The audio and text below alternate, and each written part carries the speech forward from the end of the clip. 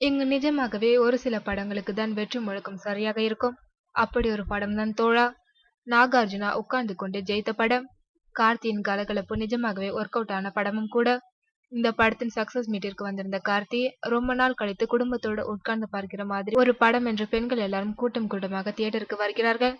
உறவினர்களின் அருமையை சொல்கின்ற படம் என்றும் ஃபேஸ்புக்கில் வாட்ஸ்அப்பிலும் ரசிகர்கள் பகிர்ந்து கொள்கின்றனர்.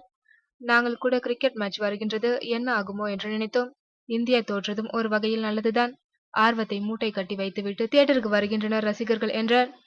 அப்படியே பேச்சுவார்த்தை பாகம் 2ஆம் பக்கம் திரும்பியது. தோழா படத்திற்கும் 2ஆம் பாகம் உண்டா? அதுலயாவது நாகார்ஜுனா எழுந்து வந்து அனுஷ்காவுடன் டூயட் ஆடுவாரா என்றெல்லாம் கேள்விகள் பறக்க, பார்ட் 2 கண்டிப்பா உண்டு என்றபடி விடை கொடுத்தார்கள் படக்குழுவினர்.